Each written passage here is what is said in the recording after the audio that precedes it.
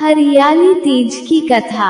हर हर महादेव। प्रिय श्रोताओं, आप सभी को हरियाली तीज की हार्दिक शुभकामनाएं। सावन के मास में जो कुंवारी कन्याएं और सुहागन स्त्री तृतीया तिथि को हरियाली तीज की कथा सुनती है और देवी पार्वती की भगवान शिव के साथ पूजा करती है, उन्हें मनोनुकूल जीवन साथी की प्राप्ति होगी और सुहाग की उम्र भी इनकी लंबी होती। इस संदर्भ में पुराण में कथा है कि देवी पार्वती और भगवान शिव ने हरियाली तीज को किस प्रकार कन्याओं के लिए विवाह और वैवाहिक जीवन में प्रेम और आनंद पाने का व्रत बनाया। देवी पार्वती पूर्वजन्म में दक्ष प्रजापति की पुत्री सती थी। उस समय दक्ष प्रजापति के विरोध और इच्छा के विरुद्ध जाकर देवी पार्वती ने महादेव से विवाह किया था। दक्ष प्रजापति भगवान विष्णु से देवी सती का विवाह करवाना चाहते थे, लेकिन देवी सती भगवान शिव को अपना पति मान चुकी थी। अंत में पुत्री की खातिर दक्ष प्रजापति को भगवान शिव के साथ सती का विवाह करवाना पड़ा, लेकिन दक्ष प्रजापति फिर भी शिवद्रोही बने रहे। एक समय दक्ष प्रजापति ने भव्य यज्ञ का आयोजन किया, जिसमें सभी देवी देवताओं, नाग, किन्नर, गंधर्व, ऋषियों को आमंत्रित किया। त्रिलोक में दक्ष प्रजापति के यज्ञ की चर्चा होने लगी। बात देवी सती के कानों में भी आई और वह दुखी हुई कि उनके पिता ने महादेव और उन्हें यज्ञ में शामिल होने के लिए आमंत्रित नहीं किया। इस बात से देवी सती को बहुत दुख हुआ और वह फिर भी बिना बुलाए पिता के यज्ञ में जाने की जिद करने लगी। महादेव ने देवी सती से कहा कि हे देवी, बिना बुलाए पिता के घर जाने से भी मान सम्मान की हानि होती है, इसलिए मेरी बात मानो और तुम ना जाओ।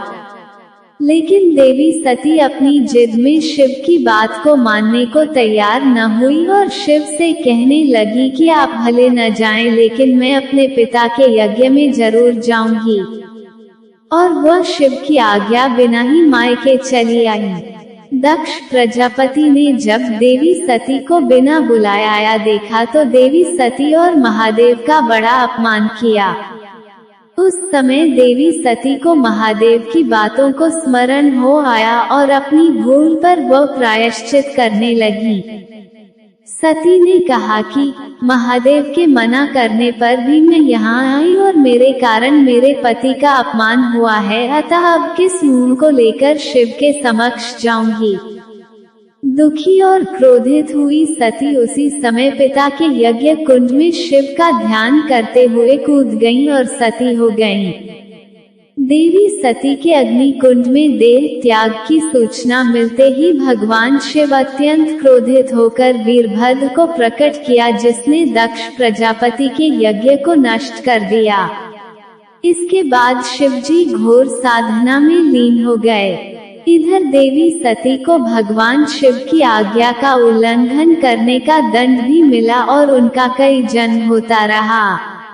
इस तरह देवी सती के 108 जन्म हुए। 107 जन्मों तक वह भगवान शिव को पुनः पति रूप में पाने के लिए तपस्या करती रहीं। 108वें जन्म में देवी सती का हिमालय की पुत्री पार्वती के रूप में जन्म हुआ।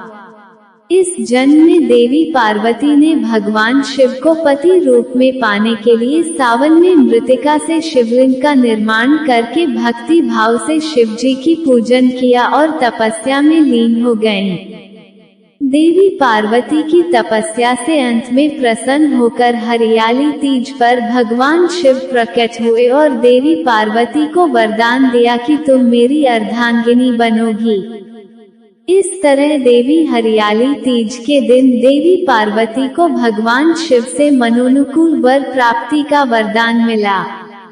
इसके बाद भगवान शिव ने देवी पार्वती के आग्रह पर कहा कि जो भी कुंवारी कन्या हरियाली तीज का व्रत करके भगवान शिव और देवी पार्वती की पूजा करेगी, उसे कामना के अनुसार सुयोग्य पति की प्राप्ति होगी, और जो सुहागन महिला हरियाली तीज का व्रत करेगी, उनका वैवाहिक जीवन प्रेम और सुख के भरा रहेगा। प्रिय श्रोताओं, ये थी आज की वीडियो। उम्मीद है आपको वीडियो पसंद आई होगी। वीडियो को लाइक, कमेंट और शेयर जरूर कीजिएगा। कल फिर मिलते हैं एक नई वीडियो के साथ। तब तक हर हर महादेव।